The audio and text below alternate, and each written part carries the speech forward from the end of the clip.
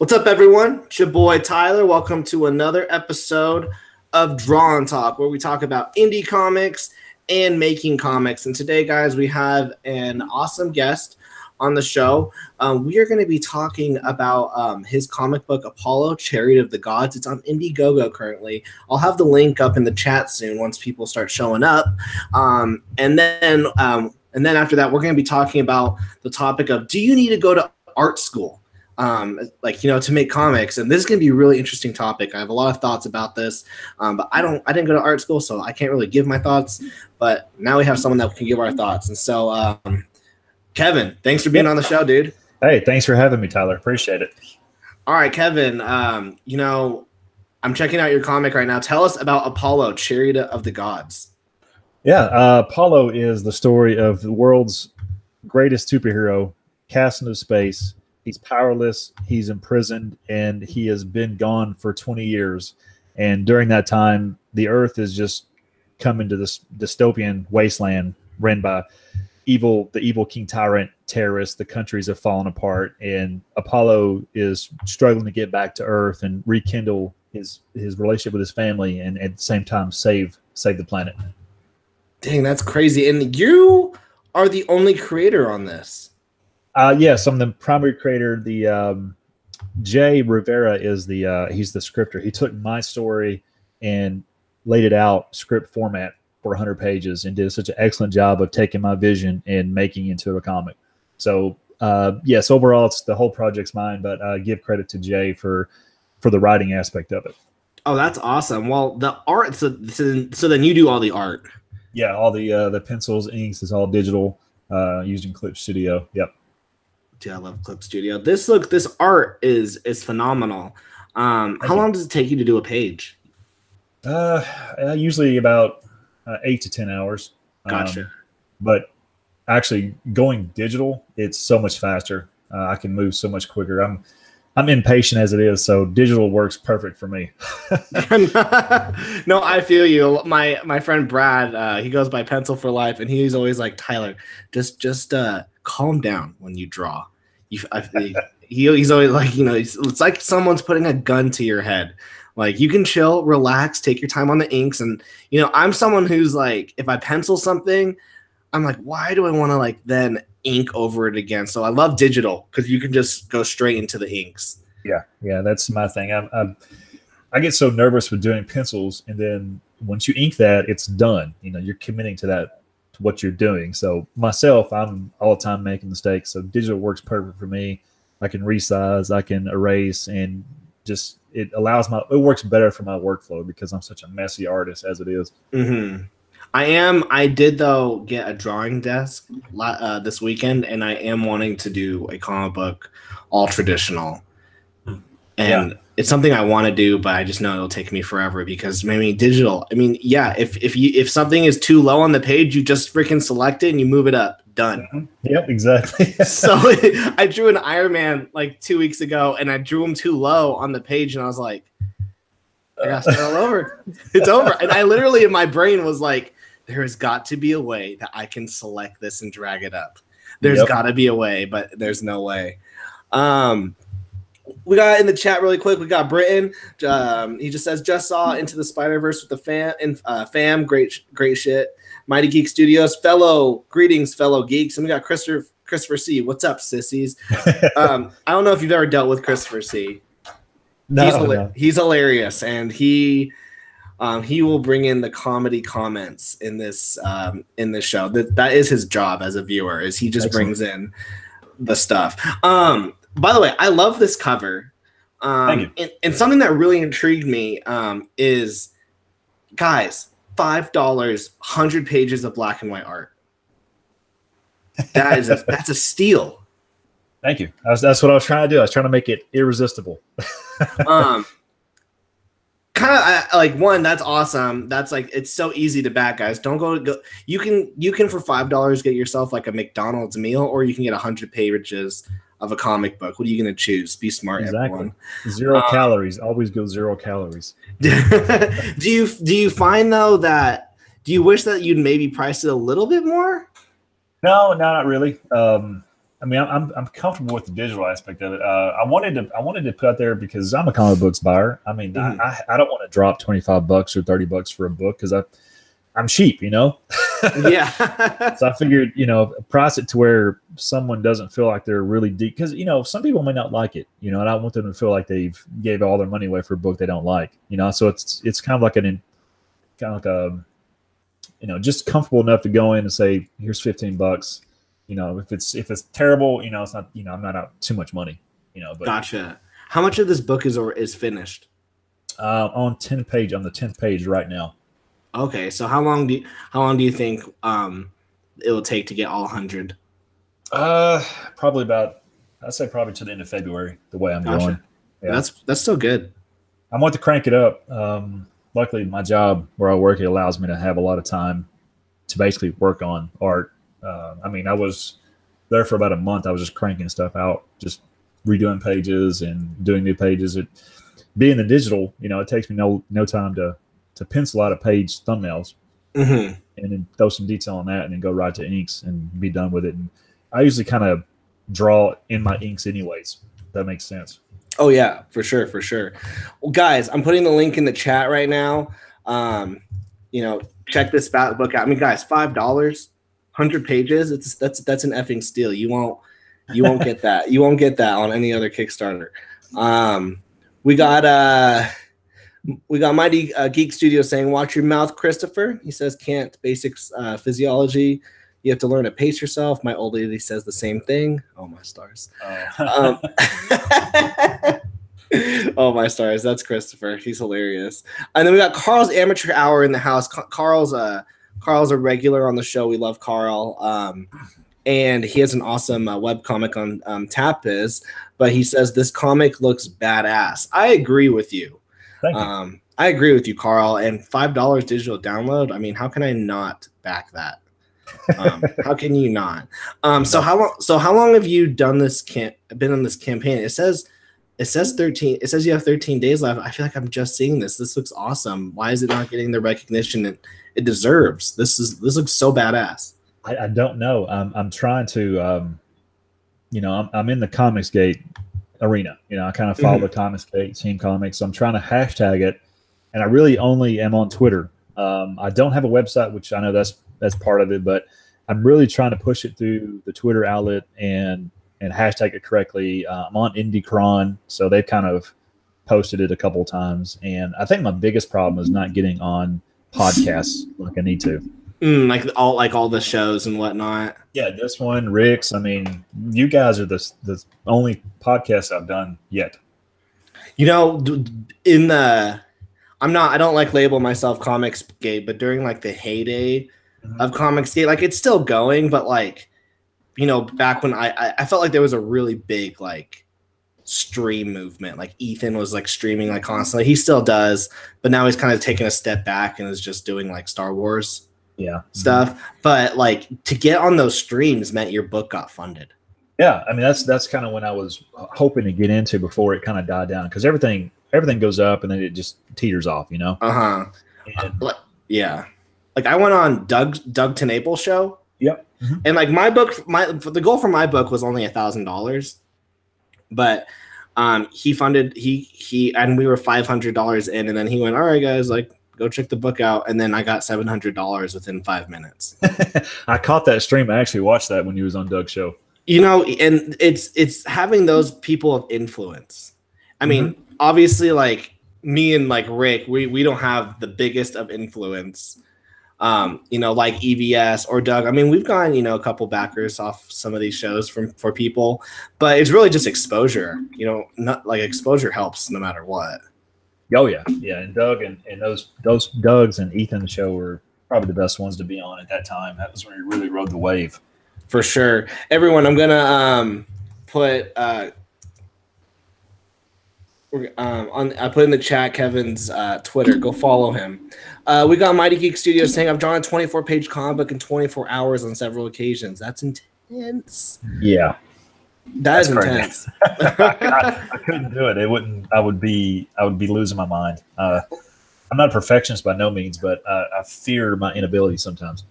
Yeah, I think I did that once, but man, was it like the worst comic you would ever seen. I just like it was like maybe like 2 panels per page, and like most of it was just like a head. It was awful. So I'd love to see that Mighty Geek Studios. I'd love to see your work. That's awesome. So what where did this idea of Apollo come from? Where did you get the story idea from?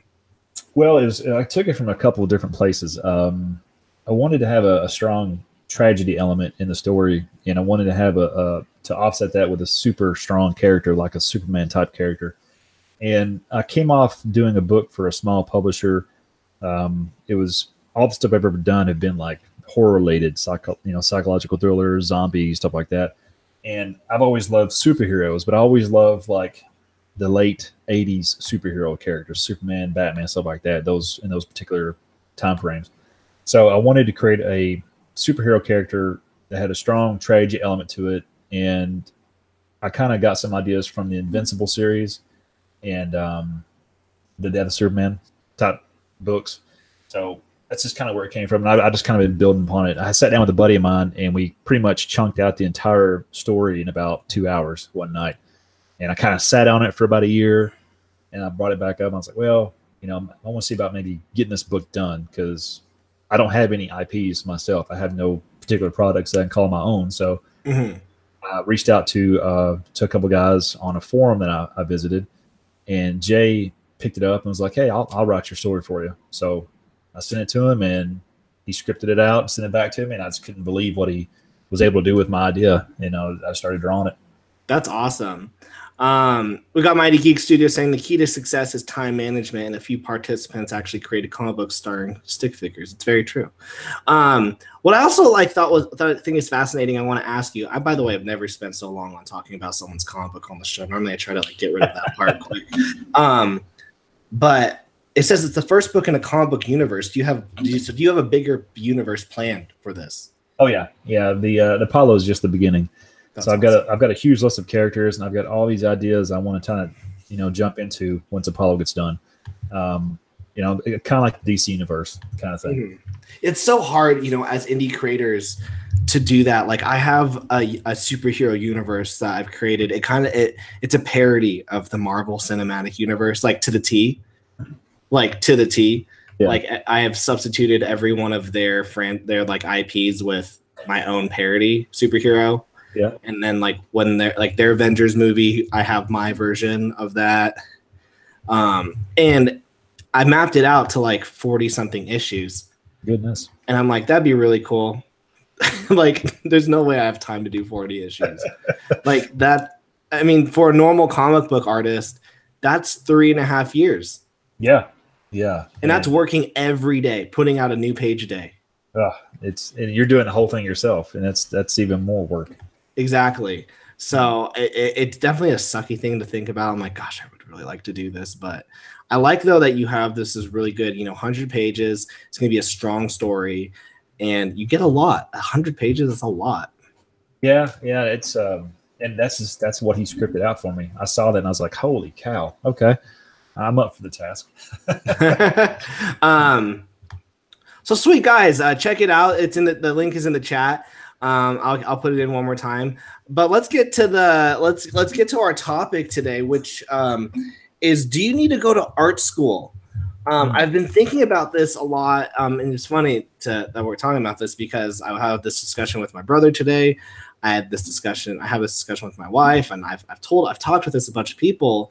I did go to school. I graduated. No, I didn't go to art school, but like I did go to school and, got my degree. I have a job, and sometimes I just wonder, what if I had just not gone to school, spent those 4 years really honing my comic book craft and my art, getting better at drawing, put out some good work. Would I be better now at my art? Because I've been really lately really practicing making my art better.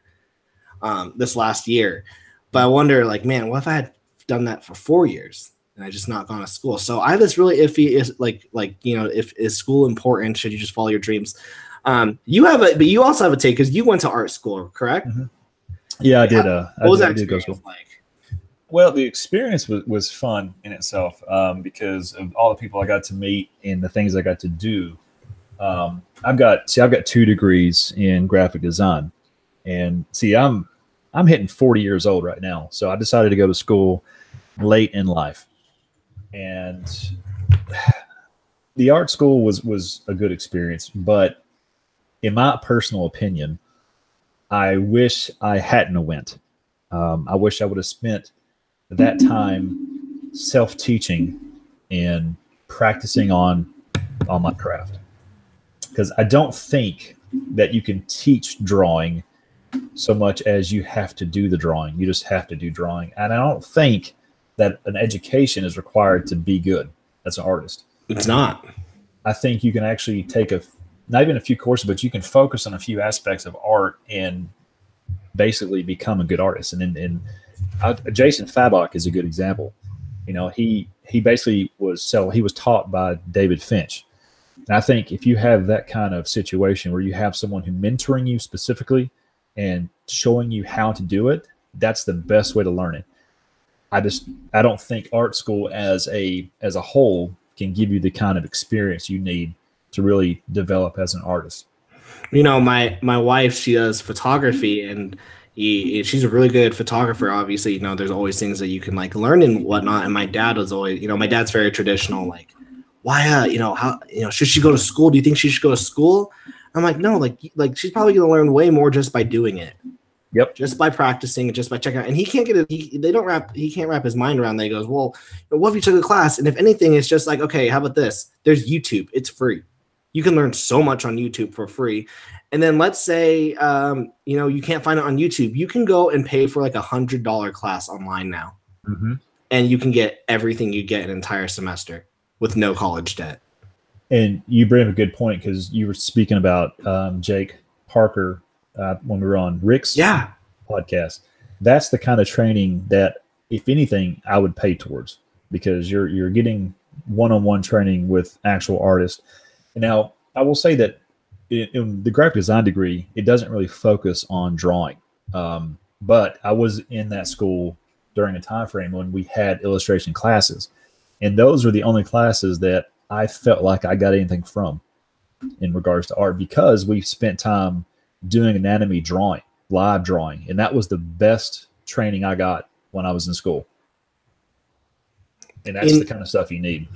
Well, and also, like, one thing with school, I mean, I remember, you know, my focus was journalism and marketing, and I wanted to take some drawing classes, and I already had, like, you know, the basics down.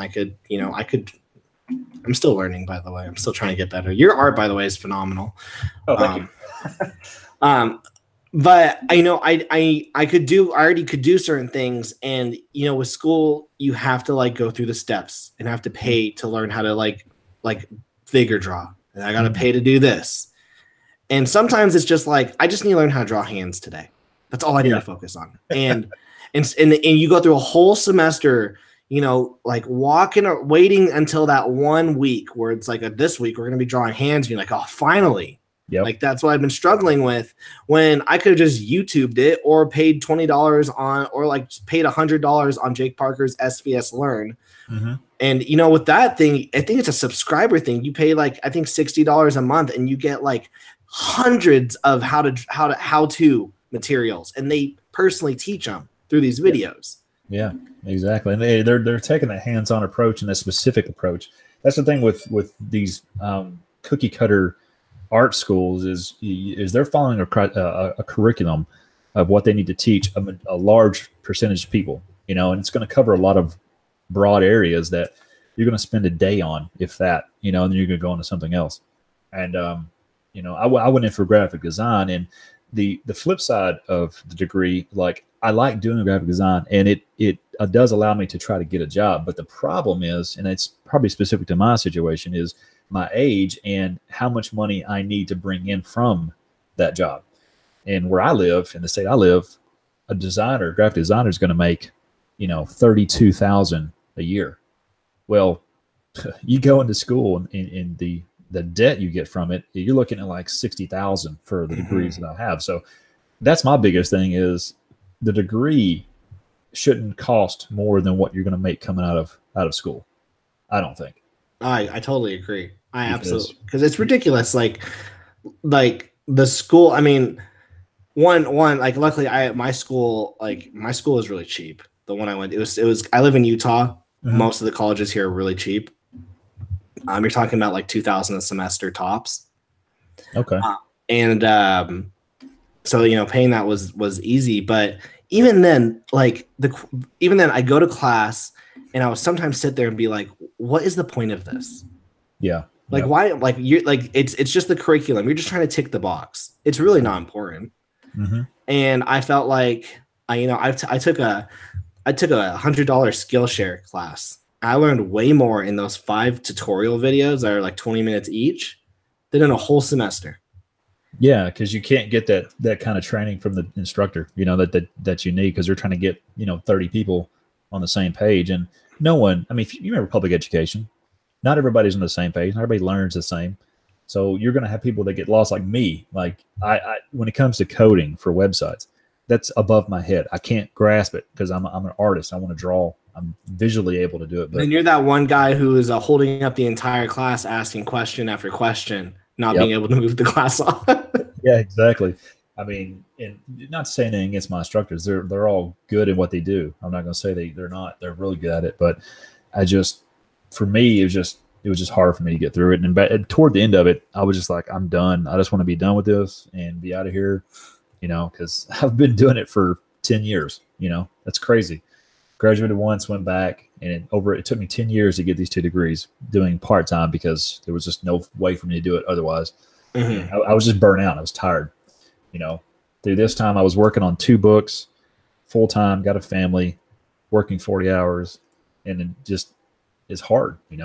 It's hard to balance it. My family had to pay for that, had to sacrifice for me to do this. And look at me now. I'm out of school degrees. I'm not working in the industry. I've tried, but I cannot find anything that pays me enough to cover my living expenses and the student loans that I have. And so now I'm working in an industry that pays for it, but I'm gone for months at a time away from my family to pay for these student loans. And it's infuriating. So that's really, honestly, one of the biggest pushes for me to get this book finished and just take that step forward in doing something that I could possibly make a living at. And, hear Doug talk about it. He's been doing it for like 25 years. He knows how hard it is. He says how hard it is, but I don't want to die not trying to work on my dream at least and do something with it, Well, and I think a big thing is just to at least have, to have that product. I mean, regardless of the financials of either making money or whatnot, to say that you made 100-page comic book is more than most indie comic creators can say, I think. And I think in your book looks great, by the way. So, I mean, it'd be easy to sell it, face to face, hey, check out my book. They flip through it. Yeah, this looks really good. I'm in. Like it'd be really easy because the book is quality. But just having a finished book, I think, would at least for a bit, feel good. You did, and the book that I finished, a couple years ago, I did for a small publisher. That accomplishment, and that was the one reason why I stayed in school, was the feeling of accomplishment. You put all the time into it, you want to see it through and get it done. And doing that book for the company, I did. It felt good, but at the same time, it wasn't mine. It wasn't my idea. All I did was put the work into it. Having my own book, that's mine. I can do what I want to with it. I can change ideas, go a different direction, introduce new characters, whatever. That's a living thing for me. And seeing that done, I think it'll be even better.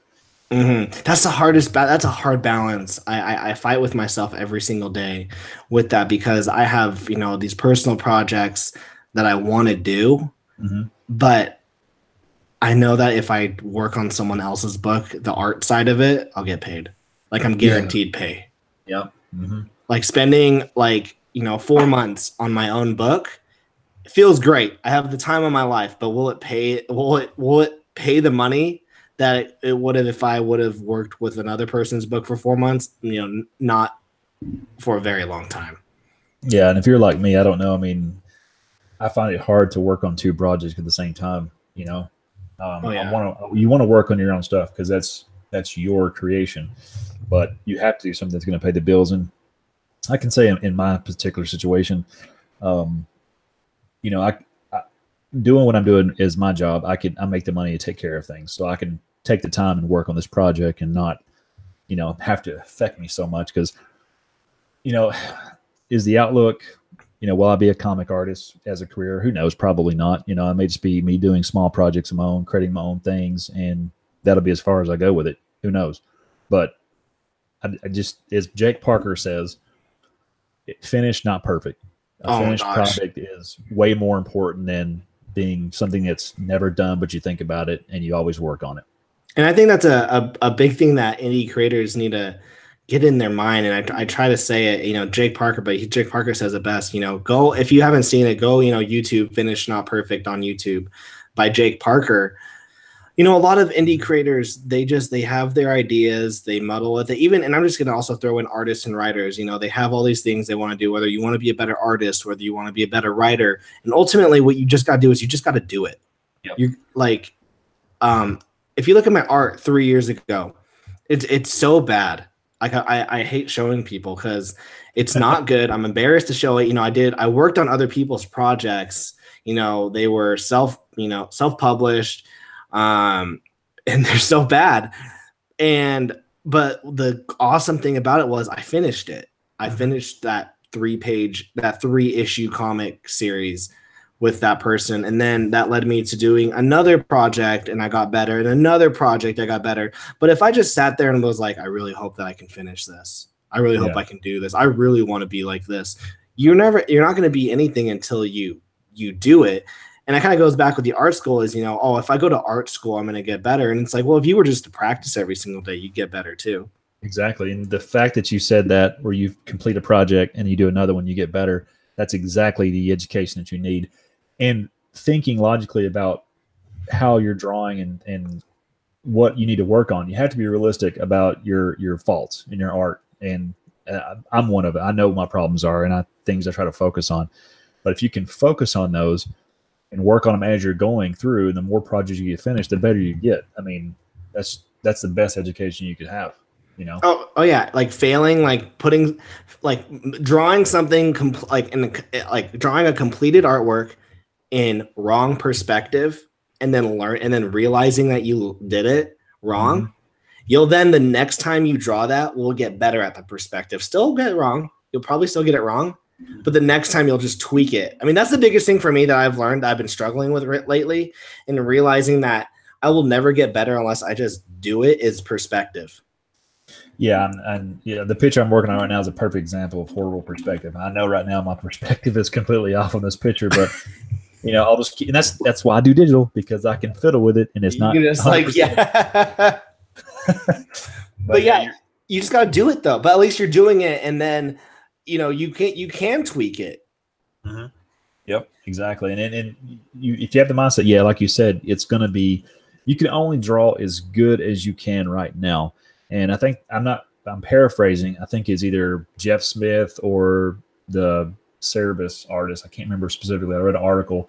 He's like, stop worrying about what you're doing. You're not going to be any better than you are right now. So just do it, and then you'll get better as you go. Because you see like Jim Lee and all these artists that you admire, and you're like, man, I want to be like them. And then that fear of not being able to be as good as they are keeps you from drawing, keeps you from making those mistakes, because who wants to see their mistakes? I think that's the biggest thing for artists is we're so critical of ourselves that we hate to see our bad art. We can't draw it like we see in our head. So for me, it keeps me from doing it, you know, but you just got to do it, because you will eventually get better. Yeah. And it is hard. It is hard to, like, you know, you have to come to the grips, like, this is going to suck. I had a girl on my show. Her name is Melissa Capragoni. I can never say her last name. And she's been working on a web comic for like 4 years. And she's like, and you could tell that each page was getting better and better. So it's kind of been consistent. Yeah. But she said on the show, I've never forgotten it, and I wrote it down. She says, you'll never get better with a blank piece of paper. Yeah. And I was like, oh my gosh, you're just totally right, because you just got to do it. It's gonna be hard. And we look at the greats. We look at people like like you said, Jim Lee, and we want to draw like him. And even if we like try to emulate it's not Jim Lee. Yeah. And then you go, okay, I need to. And then once you like break it down, like, okay, once I get the figure, I'll be able to draw like Jim Lee. No, you still can't draw like Jim Lee. Okay, I got to really work on this. I'll work on the forearms. Still doesn't look like Jim Lee. I got to work on my face. Still doesn't work on like Jim Lee. And once you finally do it, it's taking you like 5 months. You can finally draw that one Jim Lee piece. Yep. But you've got to, art. It's just so much more. That's what I've learned in the last couple months. My friend Justin Ori, he was like, Tyler, you should, because I'm a really like cheat artist because I do it digitally, but like I cheat so much. You'd be offended on how much I cheat because I don't really draw. How do you cheat? Like, what's the example?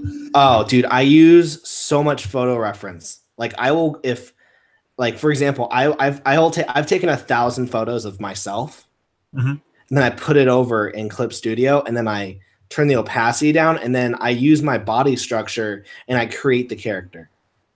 That's what Sean Gordon Murphy does. That's not cheating. But by the end of it, like, so I guess by the end of it, doesn't really look like me. But like, dude, I go all out. I will go to the specific location I need to do to get the entire panel. So if I'm like, crap, there's a bar scene. Looks like I'm going to a bar real quick, and then, or like, oh, there's an outside scene. Like this morning, I had to draw someone going through a door. So I got my camera, my tripod. I put myself next to the bathroom door, and I walked myself out. I have a prop gun, just so that like it's so easy. And because of that, I mean, it works. It looks good. I'm still learning, and I still have to draw and like make everything still look proportionate and transform me into like a whole new character.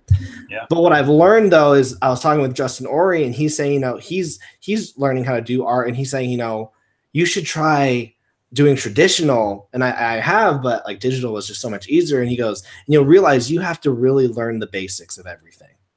Yeah. And there's no cheating. And so I'd be doing I start with a stick figure, and you always have to work your way up. Yeah. With traditional. And with art in general. Yeah, and that's some artists can do that because it's the muscle memory of the image you're trying to draw. So when you're saying you have all these photo references, like for example, the bar scene, I can see a bar in my head, but I still have to go to Pinterest. That's like my Achilles heel. Oh, dude, Pinterest is amazing. Exactly. So I'm on Pinterest looking up bar scenes, office scenes, and I'm using elements of that, like the broad parts of a bar, for example, and I'll use that and I'll make it my own in my picture. But I use photo reference. Like I rely heavily on photo reference for stuff, but I just take essences from it and try to work it in my drawing, so it's nothing wrong with it. I mean, there's a lot of artists who do that. Every artist has to at some point reference something or they'll never get it, because I forget who said that to draw a gun correctly, you need to see a gun. And then the more you draw it, you start remembering aspects of it and you can change them as you go. So I'm all for photo reference. I think it's perfect, especially in this age. If you don't want to go to school, photo reference is your next best thing to get that education. And, and it's just like, I take a picture of myself and I go, okay, that's where the chest is. Yeah. And it's just and art is really just muscle memory. Yeah. Once you've drawn it 1,000 times, you're like, okay, I know how to do it. That's why I like people like Jim Lee. I watched him. I didn't watch the full thing because I'm not crazy, but he did a 5-hour live stream. He penciled an entire comic book page. Okay. Like Jim Lee style. And, someone in the Twitch was like, how are you doing this so fast? He goes, I've drawn this pose 1,000 times. Mm-hmm. It's not hard. I find myself drawing a lot of the same poses that I try to have to force myself not to do because I'm so used to it and it's so easy to draw it. But yeah, Jim Lee's done it so many times. I've watched plenty of his full 4-hour streams, and holy cow, they're great. But he starts them all like this. They're all rough. Yeah. They're all very sketchy because he's trying to move things around, And he works his way up. Yeah. Like everything has a foundation. Like they say, you can't build a house without putting a foundation down. And that's more important for art, and I think almost anything. You've got to have the foundation. For sure. I want to get into the chat real quick. We have Christopher C saying, hold on. Before we go, Christopher C, we're going to go to Douglas Pendleton. I've never seen you in the chat before, Douglas. Thanks for being on the show. I just go to the art league. It would be best to get a degree in something else beside art. We've got Christopher C saying, find an artist you like and practice by copying their style. until you can recreate it without reference. Over time, you learn your own style. Yeah. I can agree with that. That's pretty straight. Yeah. Yeah. Woodless says, I would say life drawing, you copy other artists. You also copy their mistakes. Yep. Mighty Geek Studios. The Artcasters on YouTube have this thing called 100 Days of Making Comics. Check it out. Have you seen that before? Oh yeah, I follow Kevin Cross. That's I watched him years ago when he was doing it. I love his stuff. It's good stuff. Yeah. Christopher C. Just don't copy Rob Liefeld. That's funny. Hey, Rob Liefeld was my primary influence back in the 90s. Hey, you know what though? Let's give Rob Liefeld. He was a good. He was a good artist. He is a good artist. Hey, he made people love comics again during the 90s. That was a great time to be a teenager and get into comics. He knew what sold. He was like, I'm gonna give big muscles, big boobs, like nice long legs. I'm gonna make it look good. He had, and then he sold it. Oh yeah. Let's see, Muttman. What up, Jason? Jason's got the book Hero. It's on Indiegogo. Says Muttman, art school is too expensive. However, if you get the right teachers, you can develop at a fast rate. But that situation is rare, and it's so easy now to just follow your favorite teacher on YouTube. And life drawing classes with models is extremely valuable. A lot of folks don't have access to that outside of college. There is a website called quickposes.com. Have you ever checked that out? I do have. I've used that for quite a bit of things, actually. Quick Poses. If for those of you guys want to like practice drawing, Quick Poses is like the best website. Justin Ori showed it to me, and you can just you can give yourself a timer. You'll be like, I want to draw 10 things, and each one I get a minute and a half to really quickly sketch it out, and it's really awesome. We got eHero Andrew. He's going to be on the show Wednesday. Cartooning is a good style to start with. And then we got Mighty Geek Studios. Rob Liefeld inspired a lot of artists to get into comics. I agree. And guys, real quick, before we continue this discussion, I'd like to talk about our sponsors for this episode currently. Did you guys know that currently on Indiegogo, there is a comic book called Apollo, Chariot of the Gods? The log line, cast into space, lost and powerless, our hero Apollo must fight his way back to Earth. The comic is currently on Indiegogo. For $5 mother freaking dollars, you can get the 100-page book digital download for $5. I put the link in the chat. You have $5, people. I know you do. Don't get yourself that dumb 5-foot-long Subway sandwich. You know that they pee on this lettuce, but you can get Apollo, Chariot of the Gods. Man, I can't say chariot very well. Chariot of the Gods for $5 digital download. Or you can, for $15, get still a 100-page book that's better than any Marvel or Image book that you could possibly buy at Barnes & Noble or your local comic book store. And or for $70, and this is probably the best Comicsgate deal out there, is you get the book, you get a high-res print, and you get a freaking t-shirt. And you also get a special thanks in the book and a sketch card. Holy crap, you get a lot of things. So, guys, in the link in the description, go check out this book. It's freaking awesome. We got Christopher C saying digital pimp selling out. Great job. I just gotta, one of these days I feel like I'm gonna say like, this episode is brought to you by our sponsor, Diet Coke. And then hopefully if I do it enough, Diet Coke will be like, yeah, sure, we'll send you a case. Either they're going to send you a cease and desist, or they're going to send you a contract. Do you think that's illegal to say that you're sponsored by someone, but you're not? I think there's probably some kind of legality there. I don't know. Yeah, because it's maybe like, yeah, because if I was like a Nazi and being like Coke sponsors this episode, like white power, then they'll be like, well, no, we don't. Yep. That's probably right. We got 14 people watching, guys. That's a lot for Draw and Talk. We're getting there, but we're getting there, peeps. I have an average, I'm really grateful for everyone who watches. I have a solid 50 people who watch every episode. Nice. And in terms of social, and my subscribers are almost, guys, if you haven't subscribe.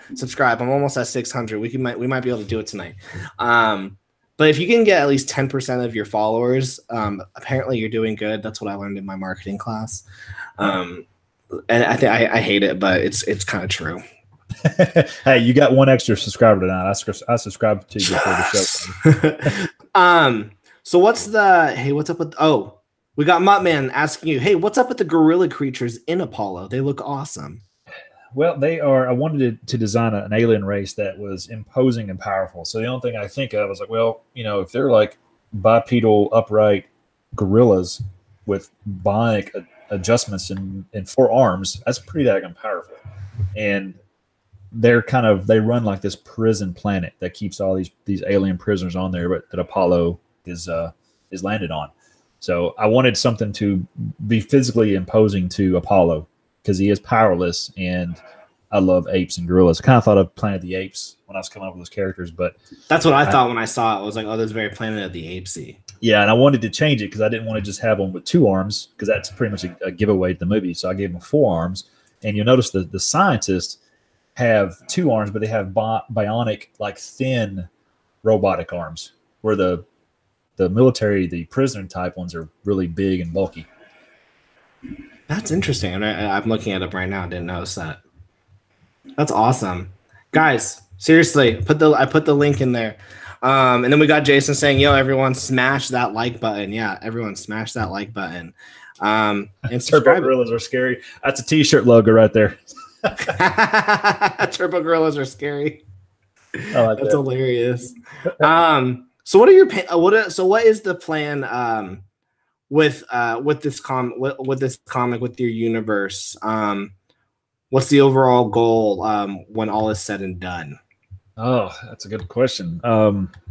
If this is successful, which I think it will be, even if I don't get it funded, I'm still going to try to get it done out of my own pocket and then come back later with a different campaign. But I want to do kind of like the Image thing. I want to get a couple stories done and then present maybe to a publisher like Image or Alternia Comics or somewhere where I can get it out there and kind of get it distributed a little bit and just keep working on it. Because, if I can do a passion project, I'm going to do it better than anything else. And, it'll be done when it gets done. But that's my long-term goal, is to keep working on the book and maybe something will come of it. I think that's good though, that you even if it doesn't get funded, you're still going to make the book and then come back strong. Yeah. My friend Brad Ashworth, Pencil for Life, everyone. He came up to me and was like, "Hey, I have this idea for a comic. It's called The Handyman, and this whole comicsy thing is big." And I'm like, "I'm not really into comics, I don't really want to do it." And he was like, "Well, Jude will just like come on, help me." And so and Brad's awesome. Brad is a phenomenal artist. He is freaking fantastic. And so I scripted up some pages. He drew them. We threw them on Indiegogo, and Hype was only really into the comic the final like week of the campaign. Yeah. And we refunded everyone, but we're gonna come back. Brad's gonna finish the book still, and then we're gonna come back with a bang. And I think that I know a lot of people are like, "Oh man, my project is over, so I'm done." And it's like, no, just come back. Everyone loves it. Everyone loves a comeback story. Yeah, exactly. And like, is this your first crowdfund? Yeah, it is. So you've probably learned so much already. Oh yeah, definitely. The biggest thing I learned is the marketing, and being more proactive about getting on specifically like YouTube podcasts. I think that's probably the best thing I could have done. And I kind of came into it, I wanted to keep somewhat of a low balance, a low funding amount. And I wanted to make sure it was fixed because I don't want people to give to a project that's I can't, financially produce. That's just not fair to them. So I made it a fixed amount and went into it thinking, if it isn't successful, that's fine. I'll just come back and, I'll have a finished book that's ready to go and physically ready to be sent out, And I think if it does come to that, it'll be more successful. I'll be able to add more things to it, do more perks, more custom drawings and so forth. Because currently, right now, with how I'm working, I wouldn't be able to really commit to doing traditional pieces. Your plate is full right now. Just making the book. Yeah, exactly. And if I can come back and have a finished book, then it'd be a whole lot easier. And also, like doing a crowdfund is, I don't think, and those of you who have done it, you'll understand. Those of you who haven't, it is a lot more time consuming than like originally thought. Hmm. Like Demons Volume 1 was my very first Kickstarter. I've had all 3 volumes done in like for like the last like 3 years. Mm-hmm. We've been working on it, but I was like, okay, I've got the comic. It's easy. I'll just throw it up there. People will find it. False. I gotta do all this marketing. Gotta get on all these shows. And every night you're just like, oh, which live stream can I jump on tonight? Yeah. What like am I tweeting enough? Like who do I need? It's really like it's all about who you talk to and who's got a good enough following. And by the end of like the first week and a half, I was like, I'm done. Like we got the book funded, and I was like, I'm done. I can't do anymore. And I didn't. And my biggest regret is that I stopped because I think I could have funded more. But I was just like, I just like, this is hard. There's a lot of marketing to do. Yeah. And it's not fun. I'd rather just make comics. But marketing is what makes you money with your comic, which like I was saying this the other on one of the shows, the topic was business versus passion. Mm-hmm. And I was like, making a comic is passion. Wanting readers means that you are now in the business side of it. Yeah. And yeah, gosh, marketing it. So yeah, I feel you, dude. Jumping on these. Have you DM'd any of these people like Doug or like John? I've talked to Doug quite a bit actually, because he lives in my state. Like he's like an hour away from me. So we've talked about meeting up and like doing the coffee thing and doing a little, maybe coming over and drawing a little bit. But it's just timing hasn't been there. I did get on his show once, and it was like 10 of us on there. So everybody was kind of just hanging out. Was that the same night that I was on? I don't know. I don't think so. I just remember one time I was on the night I was on, it went for 4 hours. And after like 2.5 hours, I was like, because like we talked for like me and him like 40 minutes. And then after that, he invited like the chat. And then I was like, after like 2.5 hours of just like random people talking. And then I was like, hey, Doug, listen, really, thank you very much for this like, opportunity, but I can't stay. Like, this is a lot. There's a lot of people talking, and then an argument like ensued, and it was stupid. It was yeah. Yeah, the one I was on was very civil, so I don't think that was the same one. Okay. It might have been around the same time because I think that's when I caught your first part of yours with him, the one-on-one. Okay. Yeah. Real quick. Go for it. Oh, not saying this. I haven't really reached out to anybody else except maybe John Malin and EVS, but I've not heard anything back from them. They're kind of busy, I'm sure. You could easily, you just got to keep trying with John. He's typically EVS, like, don't even try. Like, like he's one of those, like, if you're not on his radar and if he doesn't care, he'll just like throw you, like, he's like, who are you, peasant? Yeah, I've learned that because he actually, before he got into the Comics Gate and the whole thing blew up with Cyberfrog, he was doing the portfolio reviews. Now, you might have been on Rick's stream. I was talking about that. I've seen those videos. Yeah. Yeah. So I reached out to him and he immediately replied back. He did a review of my book that I got published for a small indie company. And I was able to ship him a copy of my own book. I gave it to him for free. But since then, I haven't been able to reach out to him and get a hold of him. Did you do a video on your book? Yeah, he did. It was like Portfolio Reviews number 6 or something. I have to check that out now. Back in February. Thanks, Muttman, by the way, for the tweet mention, promoting Apollo on Twitter. Thanks. Thank you, Muttman. Hold on, let me just text. I see it, 17th. My wife and I were trying to get into a new apartment, and I have like a good job and like all the funds in the world to pay for this apartment every month. And my wife has a job. We haven't had money. And then the lady goes, yeah, you just, do you have any like proof of your income with this new company? I was like, no, I actually, the day that I applied, I quit my job and I got a new job and they pay me more. And she goes, okay, so you can't really show us proof. And you have 0 credit. And I was like, what? And she goes, yeah. I was like, okay. And she's like, it's not bad credit. It's just 0 credit. So you're going to need like a cosigner. And I was like, I don't want to ask my parents. And they're just like, well, like, she's like, well, if you want this apartment, you're going to have to. And I'm like, oh, so I called my parents like, hey, Mom, I know I'm an adult, but like, you're still in your 20s, all right? Yeah, I'm 25. Okay, so I mean that's a rough time. You're married. I was there. Yeah. See, I declared I was in a really bad financial situation back when I was like 20. So I had just got married, and I know exactly what you're going through.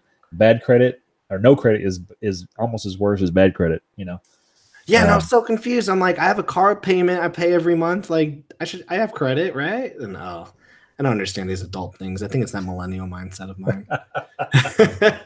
I suffered the same thing. I know exactly how you feel. But yeah, I'm really hoping that we get the second bedroom, because then this 2-bedroom apartment, because then that second bedroom is dedicated to like my wife's photography and then like comic book art, and then my background won't be my kitchen. It's exciting. It's exciting times, everyone, for Draw and Talk.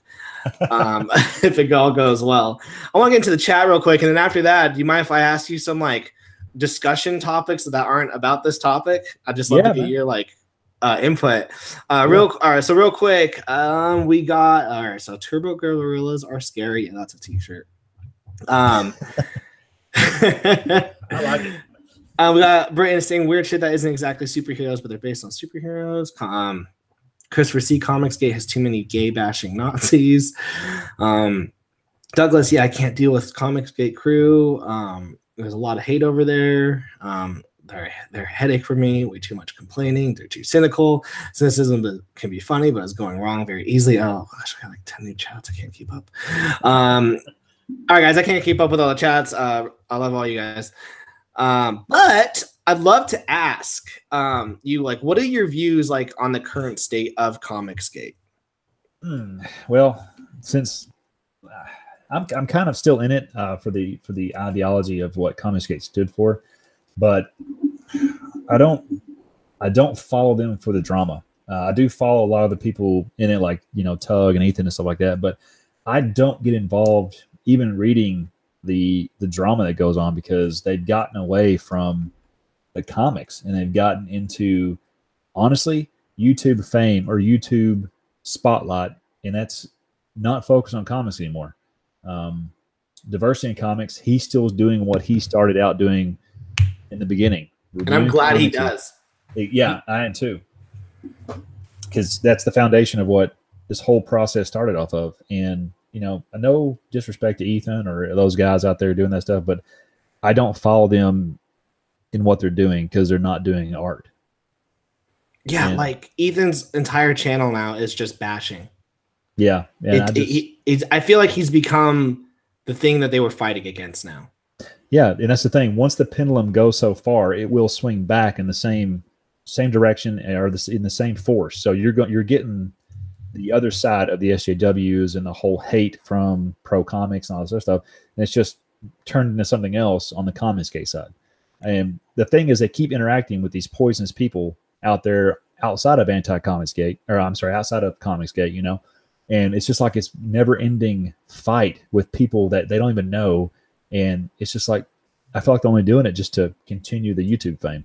And well, that's the thing, is it's just the drama. Drama makes money. Mm-hmm. Like Ethan even said, ever since I started doing my Star Wars rants, I got up to 90,000 subscribers. No, is it 90 or 900? Oh, I think it's probably 90. Yeah, 90,000 subscribers. And so like that was a huge jump for him. And he's like, and obviously he's like, well, I'm going to keep doing the drama. And all he does on his videos, and it blows my mind, is he just finds an article and then he reads it out loud and then complains after every sentence. And I'm like, oh my gosh, there are 20,000 like views on this of him just reading he literally just reads the article in front of everyone, has it up, and then it goes, reads it, blah, blah, blah. Oh my gosh, guys, can you believe that? And then reads the next one. Oh my God. And I'm like, guys, it blows my mind, but it's just people want drama. Mm-hmm. And that's not I was sympathetic with the Comicsgate thing, because I saw diversity in comics and I was like, yeah, I get it. I mean, one, he's just a dude reading comics in his car and reviewing them. That's it. Yeah. Like that's all he's doing. Yeah. So, and then he'll be like, yeah, this sucks. And then you get most of them get their feelings hurt. And then people are like, okay, put your money where your mouth is and you make a comic. So he did. And now everyone else was like, oh, I think we can make comics. Let's try to make comics better. Comicsgate. And then infighting happened. Then there was drama. And now everyone's just fueling off the drama because their channels blew up because of drama. Exactly. They've gotten away from what Comicsgate stood for. And that was, and it went so fast off the rails. And I think once diversity in comics got out of it, it was part of the problem. And then Ethan took over, and the drama just skyrocketed from there. I don't even follow him for that anymore. You know, I feel like Comicsgate had such potential, had a huge potential, and now it's scattered. We're scattered amongst the floor like a bag of spilt marbles. And yeah, it's a child trying to gather them together, and it's just here's my thing. You can have any view that you want, political, whatever, social, whatever, it doesn't matter. The comics should bring us together as what Comicsgate stands for. And you can say it and you can talk about it, but if you don't do it, it means nothing. And I agree. If your whole existence is to be famous on YouTube and not do comics, then more power to you, but it hurts the rest of us that believed in that movement. Yeah, like I see like why they do it. I see why they fuel the drama now. Like they see the money in it now. And yeah, it's easy money. And frick, like if you go on socialblade.com, type in Ethan's channel, you look at how much he averagely probably makes on each video a year, and you just go, well, no wonder he's doing this. Yeah, it's a smart movie. I mean, it's a smart movie. If you want to be successful, you can do it, and there's nothing wrong with that. I can't hate somebody for being a capitalist and wanting to do better for themselves and make the money. That's fine. It's just, for me, it's not in my character. I don't have that in me to do that. That's probably why I never really got into my YouTube channels, because I don't do anything besides art. And I don't think my opinions are important enough to spout on the internet, because I'm not educated in these things as I should be. It's all my opinions. So it means nothing really. Yeah. And people just love, I mean, one of my, very rarely do one of my videos go over 100, but my video is Comicsgate Dead video broke over 100 views. Yep. Just because it was drama. Because we were talking about drama. Anytime I talk about drama, it gets more views, and I don't like those videos. Yeah, they're so negative, and it's just like, it's good for it's almost like a drug, but it's good for a little while, and you're like, oh, okay, I'm over it. That was stupid. What's that? It's really just petty, and I agree with you. Like the whole Twitter fighting, like just block them.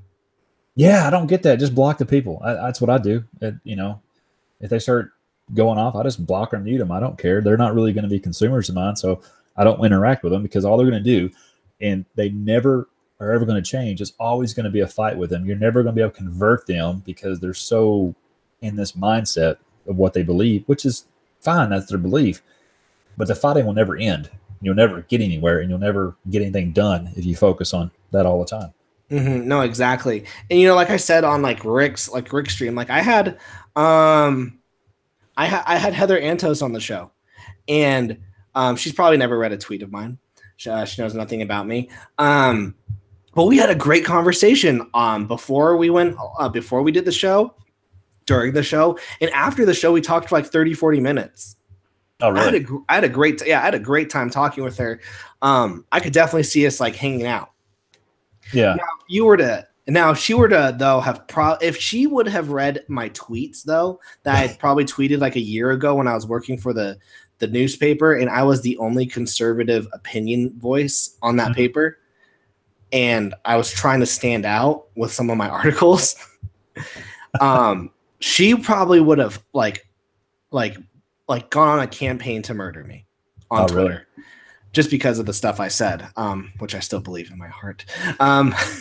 But ultimately, my comic persona is to be positive and to be happy. So that if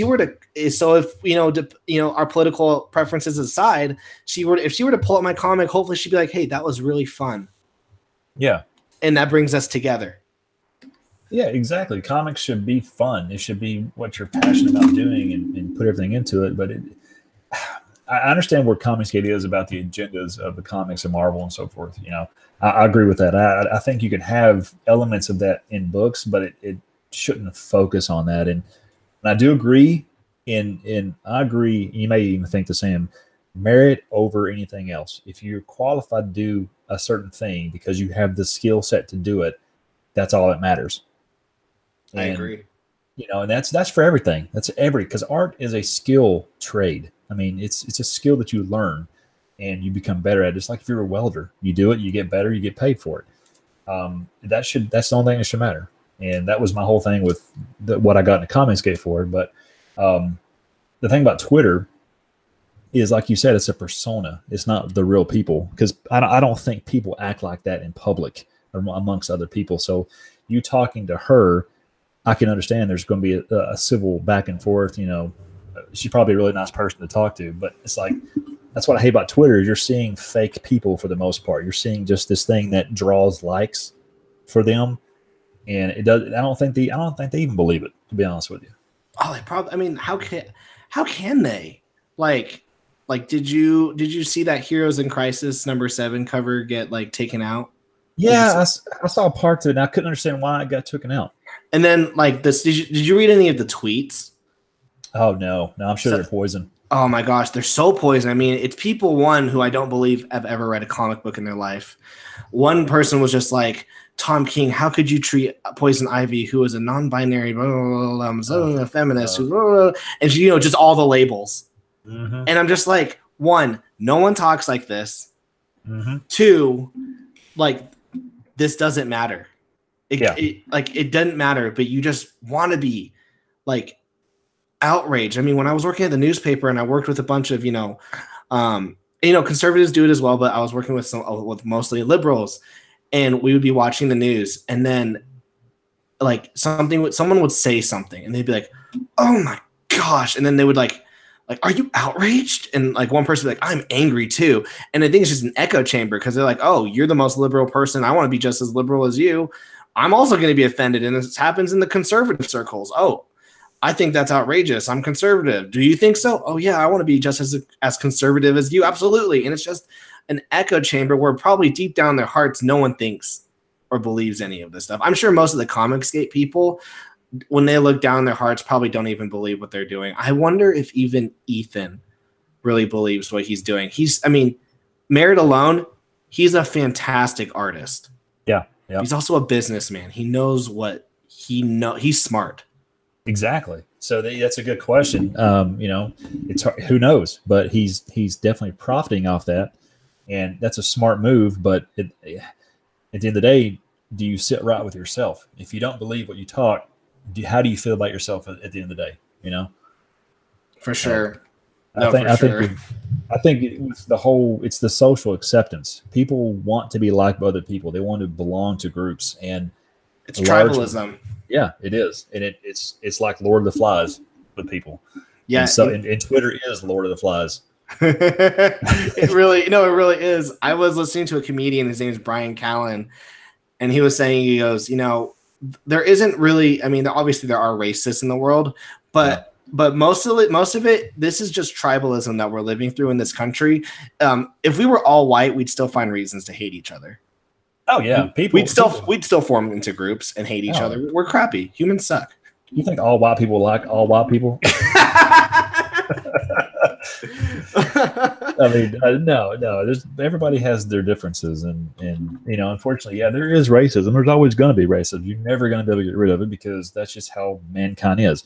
Cain killed his brother Abel, and it's always going to be there. There's going to be hate in some form. I really wish we'd get off of the isms in the society, because we're not getting anywhere with it. There's bigger problems that cause these problems that should be focused on, and Twitter is just a cesspool of this garbage. And I agree. And I think social media in general just is like that. Oh man, if I knew that social media wasn't important for marketing myself, I would have gone off of it so long ago. It's so toxic, but I know I need it to market my book. I know, but gosh dang it. I'm gonna go to the chat real quick before, and then we'll do one more ad, and then we'll close. Christopher C. says, "Collective outrage makes me horny." Okay. We got Jose Sanchez saying, "Imagine a TMZ for comic books. Then Christopher C. responds, TMZ with a bunch of overweight guys who love children's books too much. Oh, my stars. Oh. I'm not overweight. I love comics. And then we got Douglas Pendleton saying Ethan needs to work on his book as it was supposed to drop in November. Yeah, I think the biggest thing for me with Comicsgate was it was either going to – I was like, this movement will die if the books aren't good or on time. Yeah. Ironsides, was marketed as a crappy comic from the get-go. So Richard C. Meyer had that going for him. So if people are like, this is crappy, he's like, yeah, that was the point. But it'll be really curious to see how good Jawbreakers is. Yeah, I'm still waiting on it. I mean, I'm not throwing up I'm not throwing up the flames or whatever to be like, where's Jawbreakers at? Because I know what's going on. I'll get it when I get it. Yeah. But if it's not good, it will smack him in his face. Obviously the people on the left will be like, oh my gosh, this is awful. And then, really hardcore Comicsgate people will just like jack off to it. They'll be like, this is the best book ever. You got the fanboys. They're always going to love it. Yeah, but we're going to need, we'll need like to have someone to read it and to give an honest opinion on it. And I think with people, hopefully the heart to heart, I think once all the books are out, the people in the middle, if they're not good, they will leave. And then it's just going to be the crazies on both sides.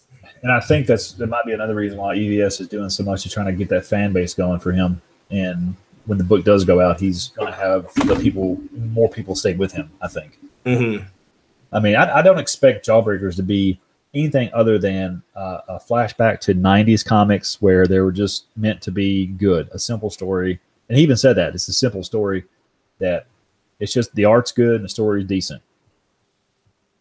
Absolutely. Yeah, it'll be just fun. We got Sep 10 of 7 of 9. The best thing that Ethan can do for me is take care of himself. It behooves him to produce an exceptional Cyberfrog Bloodhound comic and deliver it to my mailbox. Douglas Pendleton, EVS needs to just stream himself drawing the book. We got Coffee here saying late, but here. What up, Coffee? How you doing? Carl's Amateur Hour. Jawbreakers looks all right. Looks like Standard's 90 comic fare. Jose Sanchez, I do gush for my favorite books, though. I try to judge it objectively as I can. Yeah, I try to as well. All right, guys. Well, hey, real quick, before we end, we have to go give a nod to our sponsors today. Did you guys know that there is a comic book out there called Apollo, Chariot of the Gods? It's currently on Indiegogo. Oh, get this. I put it in the chat. That's crazy. And it is currently on Indiegogo. Please go check it out. Guys, look, for $5 freaking dollars. Hold on, let me just do this. All right, boom. Guys, for $5 freaking dollars, 100 pages of black and white art. 100 pages, $5. That's a Subway sandwich. Don't buy it. Don't get a McDonald's Happy Meal. The toys suck, especially at this time of the year. Guys, $5. That's a freaking great deal. For $15, you can get the physical copy, signed, digital download, special thanks, and listed in the book. Suck a duck. That's awesome. And then for $70, signed copy, digital download, 6.5 times by 10 print, custom Apollo tee, special thanks listed in the book, and AP sketch card. I mean, guys, look at that cover. Look how bad it is. It's so cool. I mean, there's a superhero right here, 2 villains, I'm assuming, a girl, and she's all like, is this all going to be worth it? And he's like, I'm going to save the world. Guys, are you not going to check this out? Please go check this out. The link is in the description below. Kevin here is the creator of it. So please go show some love by checking it out at least. Yep. Go show him some love just by checking it out. And if you like it, you do your thing. You pull that wallet out. Awesome. Thank you, man. I appreciate that. No problem. Hey, thanks for so much for being on the show. We got one last just a couple chats. Christopher C. pimping again. Look at you go. And Britton, Mickey D's fries are the best. I agree. Yeah. So yeah. Thank you so much. Kevin, where can we find you on social media? You can get me at Pigeon Milk or Stu62 on Twitter. Awesome. And then guys, follow him. If this project gets funded, you're getting your book. If it doesn't get funded, guys, he's going to come back with a freaking vengeance and he's going to be on the show again, and we're going to bust out this book and we're going to make it get funded. But guys, look at this. I mean, go check it out. You'll see awesome apes with 4 arms and a laser gun. The art is great, guys. Like it's really great. And this is one of, like, you know, this is a book that I think everyone should be excited about. I'm really interested in seeing more pages. It's gonna be freaking awesome. So thanks so much, everyone, for watching. Smash that subscribe button if you're new. Let me just see, guys. I'm at 598 subscribers. Come on, I need 2 more subscribers by the end when I wake up. That'd be awesome. And now we have a battle in the chat about what fries are better. There's your next topic. I know which fries are better. Oh man, that's crazy. And guys, yeah, subscribe, like, and comment. Tomorrow we're gonna have coffee on the show. It's gonna be a great episode. And then on Wednesday we have Andrew on the show. And then Thursday, don't know if we're gonna do the creator hangout. I know we didn't do one last week, but guys, I am pretty tired. I'd like to spend time with my wife, and I've got some other projects I need to get going.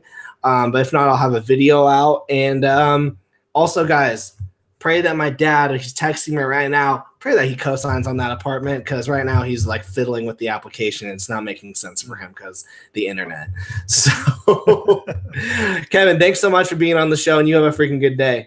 You too. Thanks, Tyler. I had a blast, buddy. Dude, let's get you on the show again. Hey, whenever, let me know. For sure. All right, buddy. I guess easy. Chuck Carl says Chick-fil-A's waffles are amazing. Fries are amazing. I will end with that. Chick-fil-A's fries are the best. Peace. Peace.